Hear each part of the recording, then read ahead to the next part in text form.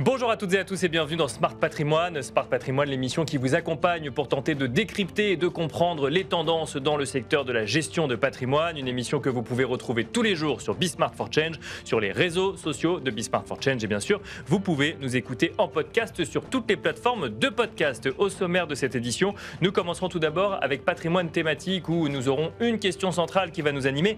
Que se passe-t-il sur l'or et l'argent depuis ces derniers jours après les semaines et les mois de hausse que nous avons connus sur ces deux actifs? Une question que nous poserons à François Delassus, consultant chez Or en Cash. Nous enchaînerons ensuite avec Enjeu Patrimoine, un enjeu patrimoine consacré au non-coté, le non-coté qui voit arriver de plus en plus d'acteurs du monde coté et notamment les gestionnaires d'indices qui commencent à s'intéresser au non-coté. Que se passe-t-il dans ce secteur?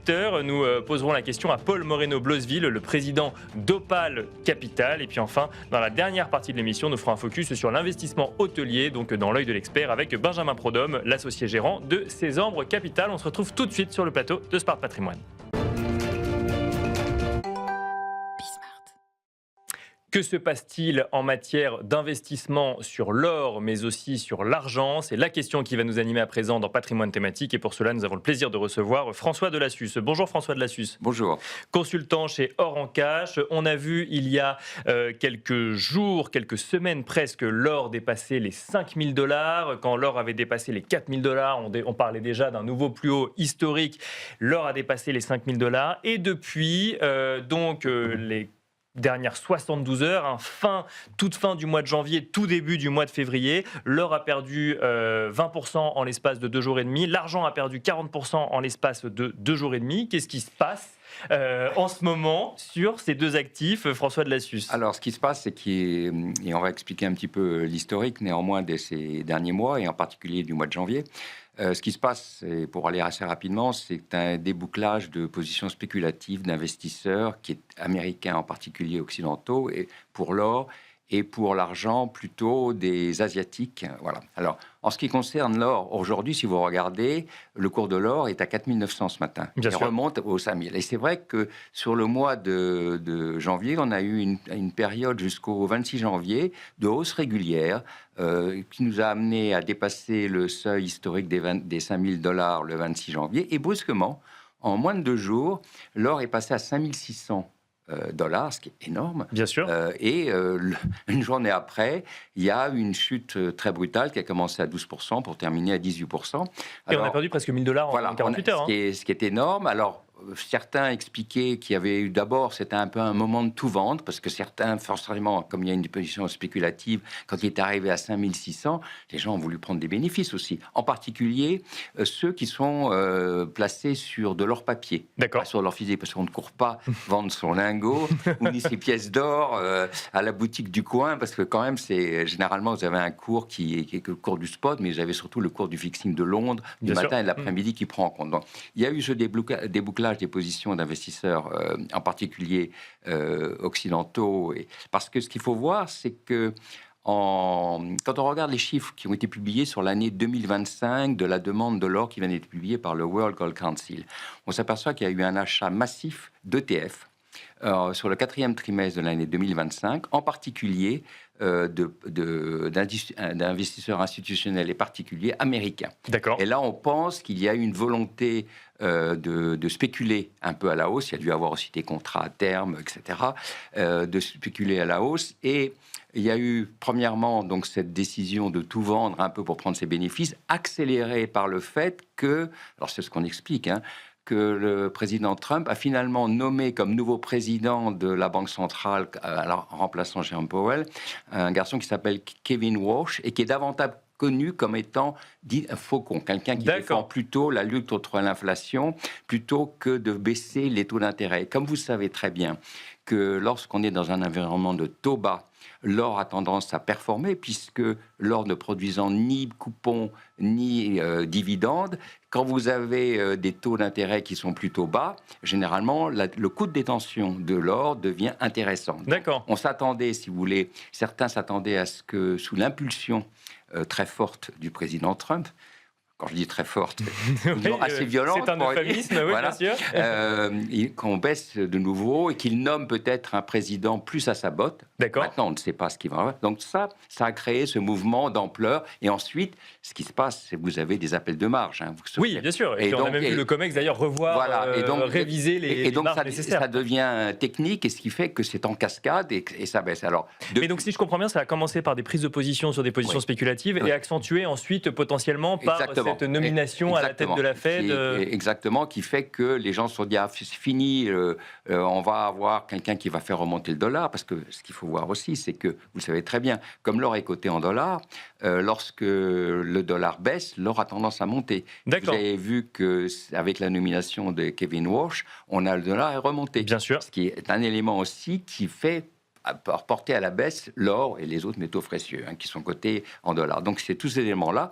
Alors, ce qu'il faut savoir, c'est qu'on n'est pas sorti d'une volatilité sur le cours de l'or et le cours des métaux précieux dans les jours qui viennent, mais les fondamentaux, ça c'est plus important, bien sûr. Les fondamentaux qui supportent la hausse du cours de l'or sont toujours là. Les tensions géopolitiques, elles sont toujours là.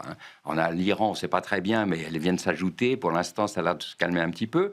Les incertitudes économiques sur la croissance mondiale, elles sont toujours là. Les dettes abyssales des États, ils sont toujours là. Et la volonté des banques centrales, en particulier des pays du Sud global, de dédollariser leurs réserves stratégiques est toujours là. D'accord. Donc, ça veut dire que ça... Même si elles achètent un petit peu moins l'année dernière. Elles ont acheté, au lieu d'acheter 1000 tonnes, elles ont acheté 863 tonnes, mais c'était remarquable les années précédentes, et elles ont acheté à des cours très importants. Aussi, il faut voir que le cours des cours très importants aussi, les banques centrales, elles font aussi attention quand elles achètent. Et puis certaines banques centrales ont vendu un tout petit peu, en particulier la Russie, parce qu'elle a besoin de financer son effort de guerre. Donc voilà. Et ce que je voulais dire donc, sur ces fondamentaux, c'est qu'ils sont toujours là, qu'ils supportent le cours de l'or. Et puis, si vous regardez bien, arrive le Nouvel An chinois, le 17 février. Et vous savez que traditionnellement et historiquement, les Chinois achètent beaucoup d'or. Et ça peut porter le cours. D'accord. Ça peut porter le cours, d'autant plus même si l'or est à 5000 ?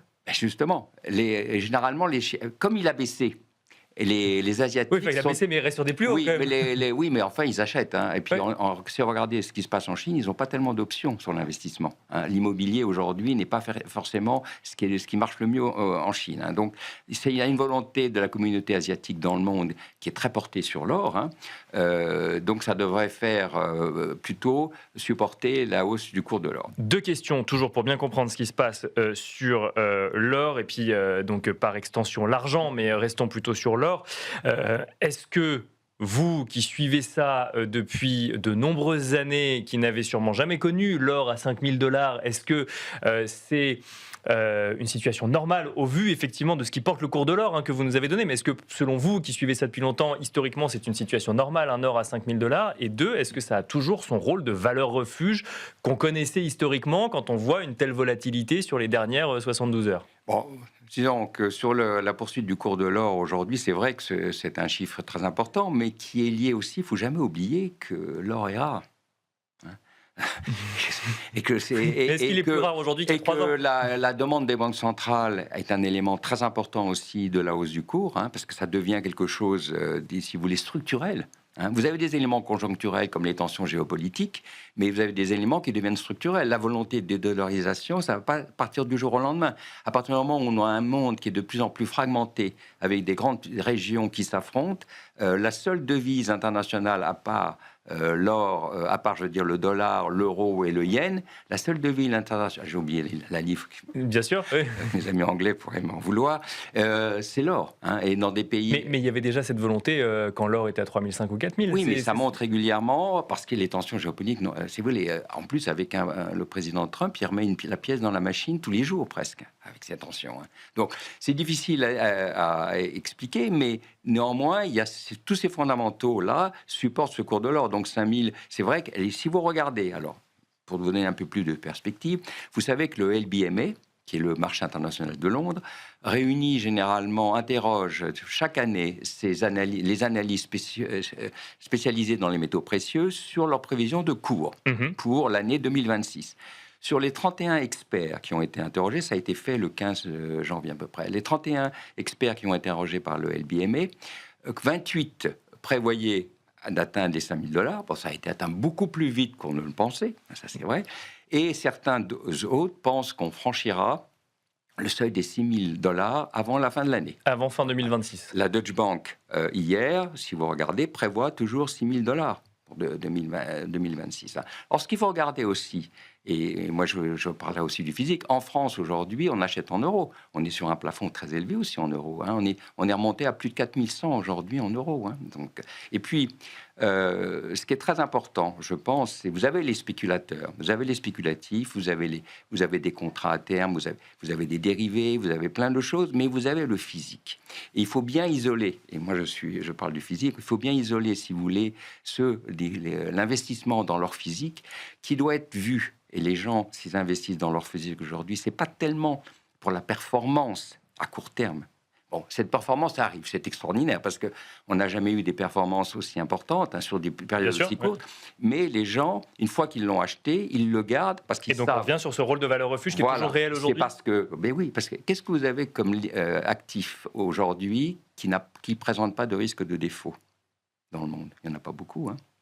Dans un monde perturbé, l'or est un des seuls actifs aujourd'hui qui présente cette qualité de ne pas avoir de risque de défaut, qui est tangible, qui généralement bouge contrairement aux principaux actifs financiers, ce qui n'est pas toujours le cas, et puis qui s'apprécie sur le long terme. Donc c'est aussi ça que les gens... Et puis qui est extrêmement liquide. Il vient de prouver à quel point il était liquide à l'achat. Voilà. Merci François Delassus de nous avoir décrypté un petit peu ce qui se passe sur l'or depuis ces dernières semaines, mais depuis les dernières 72 heures. On tourne cette émission le mardi 3 février, pour ceux qui nous écouteraient en podcast ou en replay dans quelques jours. Merci beaucoup. Je rappelle que vous êtes consultant chez Or en Cash. Merci beaucoup. Merci. Et quant à nous, on se retrouve tout de suite dans Enjeu Patrimoine. Et nous enchaînons à présent avec Enjeu Patrimoine, où nous allons nous demander ensemble ce qu'il se passe du côté du non-coté. Faut-il s'attendre à ce que le non-coté, donc le capital investissement, mais aussi la dette privée ou encore le financement des infrastructures, deviennent une classe d'actifs aussi populaire que les marchés financiers dans les allocations de portefeuille? Une question que nous allons poser à Paul Moreno-Blosville. Bonjour Paul Moreno-Blosville. Bonjour Nicolas. Merci d'être avec nous. Vous êtes le président d'Opale Capital. Si on se pose cette question aujourd'hui, si on se demande si l'on va vers une Wall Streetisation du non-coté, c'est pour tout simplement parce qu'on voit de plus en plus d'acteurs, de grands acteurs des marchés cotés, notamment JP Morgan qui a annoncé la création d'une nouvelle division conseil dans le non-coté. Alors c'est régulier de la grande banque d'investissement, mais on le note quand même en ce début d'année. On voit également les gestionnaires d'indices, de grands indices internationaux qui commencent à s'intéresser au non-coté et à la manière dont ils vont pouvoir potentiellement accompagner les investisseurs du non-coté au moyen d'indices. On voit quelque part que les grands acteurs du coté regardent de plus en plus ce qui se passe du non-coté, peut-être en lien avec l'appétence des investisseurs pour cette classe d'actifs. Qu'est-ce que ça montre du monde du non-coté en ce début d'année, Paul Moreno-Blosville? Alors, on peut voir le verre à moitié plein ou le verre à moitié vide. On commence par quoi alors? On peut commencer par le verre à moitié plein. En fait, c'est plein de signaux faibles, alors relativement faibles, mais plein de signaux qui montrent un engouement pour le non-coté. Je dirais que qu'est-ce qu'il faut lire dans cette annonce de JP Morgan qui met en place une division dédiée au non-coté? En fait, tout simplement, ne pas être coté en bourse, c'est un vrai choix stratégique qui peut être tenable. Et en fait, les banques s'équipent pour pouvoir équiper ces entreprises qui souhaitent continuer à être privées, donc ne pas être cotées en bourse. Et en fait, ça, c'est un vrai premier enjeu. D'accord, mais donc ça veut dire aussi que des grands acteurs du monde coté disent ok, la stratégie, ça peut être aussi de ne pas aller sur les marchés cotés. Absolument. Et on peut se financer autrement. Oui, exactement. D'accord. Et je dirais qu'en fait, il y a plein d'indicateurs qui montrent ça. Mais premier indicateur, c'est l'âge des sociétés qui se cotent en bourse. Dans les années 2000, il fallait attendre 6 ans pour se coter en bourse. Aujourd'hui, l'âge moyen de celles qui se cotent en bourse, c'est plutôt 14 ans. D'accord. Donc on attend de plus en plus longtemps pour se coter en bourse. D'accord. Et il y a, et je dirais, quand on regarde le nombre d'entreprises cotées en bourse, c'est pas un nombre qui augmente. Quand on regarde ce qui se passe aux États-Unis, c'est un nombre qui a été divisé par 2 en 15 ans. Donc c'est assez dramatique dans le sens anglais, c'est-à-dire vraiment c'est assez notable.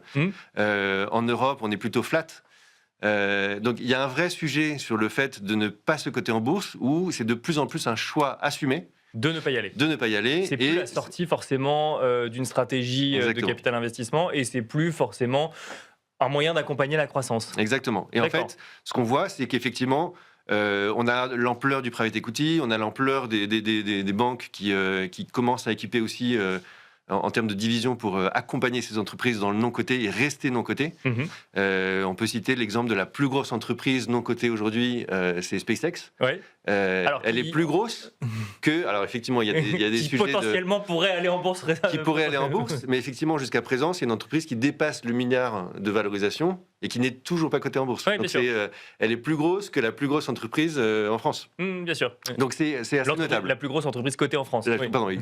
La plus grosse entreprise cotée en France, exactement. Donc ça, c'est peut-être le premier aspect. Donc ça, c'est un aspect très positif. Le deuxième aspect, c'est si on tourne plutôt du côté des investisseurs, et notamment donc des particuliers, qu'est-ce que ça montre, cette Wall Streetisation? Ça montre aussi un intérêt et aussi un effort pour rendre cette classe d'actifs de plus en plus lisible, de plus en plus intelligible. Oui. Exactement. Les indices que vous avez cités, c'est aussi une façon de se dire, en fait, je vais pouvoir comparer la performance de mon investissement par rapport à la moyenne de ce marché. D'accord. Donc ça, c'est le côté positif. On a plein de signes d'appétence. En fait. Est-ce que ça montre une retailisation du non-coté aussi, si les gestionnaires d'indices se posent la question de savoir comment rendre le marché plus intelligible? Ça veut dire que potentiellement, on va s'adresser à la clientèle retail derrière, ou pas forcément? Oui, et effectivement, pour une clientèle retail, se dire qu'on investit dans un ETF qui est indexé sur les performances du private equity, c'est assez alléchant. D'accord. Bon. On rentre maintenant du coup sur la partie le verre à moitié vide. Alors, c'est qu'il y a un certain nombre de limites, et je dirais que la limite la plus importante, et celle sur laquelle il faut absolument pas transiger, c'est le fait que le non-coté, c'est une classe d'actifs sur laquelle il y a une dispersion énorme de performance. C'est-à-dire que si vous me dites, Paul, le non-coté fait 12% de performance, je vous dirais, c'est vrai, c'est la moyenne, et c'est l'ordre de grandeur auquel il faut s'attendre.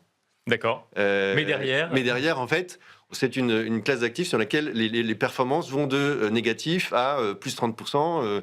Et c'est normal. Et en fait, cette classe d'actifs, elle est faite comme ça. Elle est faite d'une adéquation entre un gérant et une société en portefeuille qui va développer une thèse d'investissement et délivrer un plan de création de valeur. Et que, évidemment, ça peut très bien marcher. Donc, on peut avoir des performances très, très élevées. Mais il y a des échecs, et cet échec, il ne peut pas être masqué par une moyenne. Donc je dirais que... Après, c'est la même chose en bourse, il y a des échecs aussi en bourse. Alors tout à fait. Mais je dirais que quand on regarde la dispersion, alors là je vais plutôt me tourner du côté des fonds. Oui. Donc vraiment, on investit sur plusieurs sociétés à la fois. D'accord. Et donc vous avez des fonds cotés, des OPCVM, et des fonds non cotés, des fonds d'investissement de private equity. Là pour le coup, vous avez une dispersion assez faible dans le non coté. En fait, on va avoir un indice et on va essayer de suivre cet indice. Et dans le non-coté, pour le coup, il n'y a pas d'indice. Et donc, ça crée une dispersion énorme. Okay. Donc, qu'est-ce que ça peut avoir comme impact, tout ça? Effectivement, comme vous le dites, on peut investir dans des ETF et avoir la performance moyenne du private equity. Enfin, ça n'existe pas aujourd'hui, mais en tout cas, quand on voit les gestionnaires d'indices qui s'intéressent, on peut se poser la question si ça n'existera pas demain. Alors, j'ai été invité, moi, au lancement d'un ETF d'une grande banque d'investissement américaine qui lançait son ETF D'accord, ok. qui traque le private equity. Donc, c'est en train de se produire. Ça se crée en ce moment. Et ça, c'était la semaine dernière. D'accord, ok. Donc, c'est en train de se produire et effectivement, ça va pouvoir donner accès à ça. Mais c'est une classe d'actifs qui est donc avec cette grande dispersion. Et la deuxième chose qu'il ne faut pas oublier, c'est que c'est une classe d'actifs qui est illiquide. Oui. Et l'ETF, évidemment, va pouvoir entrer, sortir, etc. Ce n'est pas en faisant ça qu'on va obtenir les performances du private equity. Ok. Donc il faut en être bien conscient, c'est une bonne chose. Ça permet d'alimenter ce système qui est très très profond, qui permet une grande diversification. Donc il y a plein de côtés très positifs.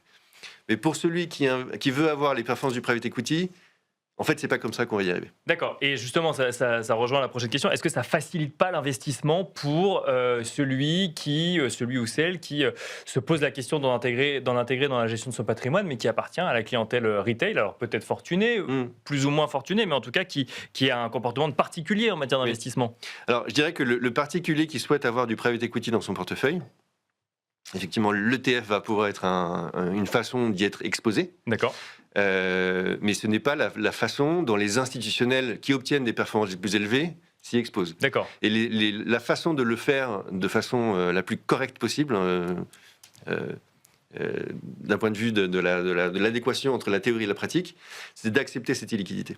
D'accord, Et donc de se d'investir dire, sur le long terme. d'investir sur le long terme, de se projeter sur le long terme, et de se dire que ce dans quoi on investit, comme je le disais, c'est une aventure entre une entreprise et un gérant qui vont développer une thèse de création de valeur, qui vont se donner le temps de le faire, et c'est parce qu'ils se donnent le temps de le faire que cette classe d'actifs est illiquide, et que celui qui veut investir dans le private equity et en tirer tous les fruits doit être patient. Et est-ce qu'au-delà de l'idée d'ETF sur le non-coté, mais l'idée d'avoir des indicateurs, au même titre qu'on a des indices en bourse, des indicateurs de tendance un petit peu sectoriels, géographiques ou autres, est-ce que ça ne va pas faciliter les choix d'investissement des professionnels de la gestion de patrimoine, des particuliers ou autres, dans ce monde du non-coté qui s'ouvre effectivement au grand public, mais qui reste parfois difficilement compréhensible pour ceux qui ne le connaissaient pas avant? Oui, alors je dirais qu'on va avoir l'illusion de pouvoir comparer les performances. Mais aujourd'hui, les performances que vous allez voir dans un indice de non-coté, c'est ce qui s'est passé il y a 5 ans en termes de décision d'investissement. D'accord. Et donc, on va avoir l'illusion que voilà, on rentre dans un nouvel investissement, on va pouvoir comparer les performances. Mais en fait, je reviens sur les fondamentaux du private equity. C'est le temps long. C'est le temps long. Les performances des premières années, si tout se passe bien, c'est flat. Il n'y a pas de performance. D'accord. Et en fait, elles viennent à partir de l'année 3, 4, 5. Et là, vous voyez votre performance décoller. Et donc, dans les cas favorables, évidemment. Mais donc, si vous n'avez pas cette patience et que vous regardez frénétiquement la performance de votre investissement sur les 3 premières années comparée à l'indice, vous allez vous dire « Ah, je me suis planté ». d'accord. Et en fait, Alors qu'on il ne ne faut pas tomber dans ce piège. On aura oublié l'essentiel qui est la conviction et la qualité de la société, de l'équipe de gestion. Exactement. Les performances de demain, c'est aujourd'hui que je les décide. Mais je vais pas les voir pendant 3-4 ans. Merci Paul Moreno-Blosville de nous avoir accompagnés dans Smart Patrimoine. Je rappelle que vous êtes le président d'Opale Capital. Merci beaucoup. Merci. Et quant à nous, on se retrouve tout de suite dans l'œil de l'expert. Et pour finir cette émission, nous vous proposons un focus sur l'investissement hôtelier. Pour en parler, nous avons le plaisir de recevoir sur le plateau de Smart Patrimoine Benjamin Prodhomme. Bonjour Benjamin Prodhomme. Bonjour Nicolas, merci pour votre invitation. Merci d'être avec nous. Vous êtes associé gérant de Césambre Capital. Un petit mot rapide de ce en quoi consiste l'investissement hôtelier avant d'essayer de comprendre quels sont les avantages en ce début d'année, Benjamin. Oui, bien sûr. Alors l'investissement hôtelier, ça consiste en l'investissement dans les murs et le fonds de commerce d'un hôtel. Il peut s'agir d'hôtellerie économique, 2-3 étoiles, ou de l'hôtellerie en boutique hôtel, 4-5 étoiles par exemple, donc de l'hôtellerie plus haut de gamme. Ce qui est très important, pour nous en tout cas chez Césambre Capital, c'est d'investir vraiment dans des grandes métropoles régionales. D'accord. Donc à Paris, à Lyon, à Marseille, à Nantes, à Rennes par exemple, ou dans des grandes capitales européennes. Donc on a réalisé des investissements dernièrement à Lisbonne, Bruxelles ou Rome. Au-delà des villes aussi, ce qui est très important, c'est les emplacements, comme dans tout investissement immobilier. Donc il faut qu'il y ait un fort potentiel économique ou touristique sur la zone dans laquelle l'hôtel va s'implanter. On parle d'investissement dans les murs ou dans le fonds de commerce. Dans les murs, ça se rapproche d'un investissement immobilier. Quand on parle d'investissement mur ou fonds de commerce, qu'est-ce qui fait la spécificité d'un investissement dans l'hôtellerie plutôt que dans l'immobilier? Alors, nous, en tout cas, on a fait le choix de toujours réaliser des investissements murs et fonds de commerce. D'accord. C'est toujours l'un et l'autre, c'est pas Donc l'un c'est avec ou un l'autre. gérant. Exactement, ouais, tout à fait. Donc ça, c'est vraiment un point important, puisque l'un et l'autre, voilà, sont vraiment interdépendants, et donc nous, on estime qu'il faut investir dans les murs et le fonds de commerce en même temps. Et donc accompagner presque une aventure entrepreneuriale, ou en tout cas une aventure, entrepreneuriale, plutôt que simplement l'activité immobilière dans un emplacement donné. Exactement, voilà, c'est pas un investissement immobilier, c'est un investissement dans une entreprise qui va être une exploitation hôtelière, mais vous allez investir en même temps que l'exploitation hôtelière, donc dans une SAS qui va exploiter l'actif dans les murs de l'hôtel. Donc si jamais l'exploitation financière de l'hôtel ne fonctionnait pas, vous êtes toujours propriétaire des murs de l'hôtel, donc c'est assez sécurisant pour l'investisseur. Quels avantages du coup à investir dans l'hôtellerie directement? Donc les avantages, c'est que déjà que c'est un investissement accessible à partir de 100 000 euros, donc soit via un club deal qui va être dans un hôtel identifié, soit dans un fonds qui va investir dans 10-15 hôtels, donc ça va permettre de diminuer le risque. L'avantage, c'est que vous allez investir soit dans des hôtels indépendants, soit ça peut être aussi des hôtels qui sont exploités par des grands groupes, comme par exemple le groupe Accor, via des franchises comme des Sofitel, des Mercure ou des Mama Shelter. L'objectif de TRI, il est de 10% net par an sur ce type d'investissement. Et les avantages fiscaux également que vous avez, c'est que pour une personne physique, vous allez avoir une exonération d'IR. Il n'y aura que les prélèvements sociaux à payer sur les plus-values et une exonération d'IFI, d'impôt sur la fortune immobilière.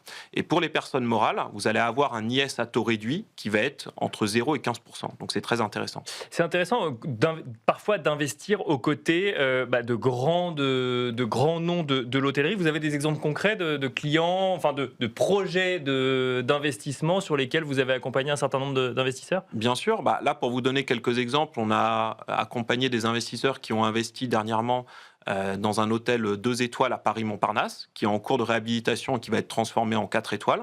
On a aussi accompagné des investisseurs dernièrement qui ont investi dans le Sofitel à Rome, juste à côté de la Villa Borghese, qui est en cours de réhabilitation. Et dans les fonds qui sont en cours de levée actuellement, il y a des investissements qui ont été réalisés à Paris dans le 17e arrondissement, à Porto, en plein centre de Porto, dans un groupe hôtelier qui s'appelle Expérimental, qui est très intéressant également, ou dans le quartier du Châtelain à Bruxelles. C'est très développé aujourd'hui comme stratégie pour ses clients d'aller investir dans l'hôtellerie en complément d'autres classes d'actifs ? Oui, bien sûr. Ça intéresse vraiment tous les investisseurs, que ce soit les personnes physiques ou les personnes morales. Les personnes physiques pour diversifier leur patrimoine financier ou les personnes morales pour diversifier leur trésorerie, et notamment beaucoup de holdings dans le cadre de cession d'entreprise via l'article 150 0BTR du Code général des impôts. Donc de réemploi quelque part. Exactement, tout à fait. Ça, on en fait très régulièrement chez Sésame Capital. D'accord, et donc c'est éligible au 150 0BTR ? Évidemment, enfin la plupart des opérations, pas toutes, mais nous on demande toujours une légale opinion d'un cabinet d'avocats pour valider l'éligibilité si c'est nécessaire. Comment est-ce qu'on sort d'un investissement dans l'hôtellerie ? Est-ce que derrière, il y a un objectif de revente qui est affiché dès le départ ? Est-ce que ça dépend de l'exploitation ? Bien sûr. Alors, l'objectif de revente, d'habitude, il est sur 6 à 7 ans, puisque c'est la durée du financement. Il faut savoir que dans la plupart des cas, il y a toujours un financement qui est adossé à ce type d'acquisition. Et la stratégie de revente à terme, c'est soit de revendre hôtel par hôtel, soit il y a beaucoup de clients institutionnels qui peuvent être intéressés par ce type d'investissement. Et eux, ils vont plutôt chercher à acheter des bouques d'hôtels. Donc, ils vont chercher à acheter peut-être 10 ou 15 Mercure, Sofitel ou autres. Donc, ça peut être aussi via cette stratégie. Donc, c'est vrai que nous, on travaille avec beaucoup de fonds qui sont très exposés et qui réalisent beaucoup d'investissements avec des groupes hôteliers. Justement, un mot sur ces groupes hôteliers. Quand on est particulier, on peut avoir accès à ce type d'investissement ou c'est quand même, j'imagine qu'ils ont autour d'eux un certain nombre d'experts qui les accompagnent, potentiellement des fonds qui peuvent venir financer. Quand on est particulier, on peut y avoir accès ? Alors, pour y avoir accès, nous, ce qu'on recommande chez Sésame Capital, c'est vraiment de passer avec une société de gestion qui est spécialiste de l'investissement hôtelier. Et nous, on a sélectionné donc des sociétés de gestion qui ont tout l'agrément de l'AMF, l'autorité des marchés financiers, et qui ont réalisé sur les dernières années plusieurs centaines d'opérations et qui ont plusieurs milliards d'euros d'actifs hôteliers sous gestion. Merci Benjamin Prodhomme de nous avoir accompagnés dans l'œil de l'expert. Je rappelle que vous êtes associé gérant chez Sésame Capital. Merci à vous également de nous avoir suivis et je vous dis à très vite sur Be Smart for Change.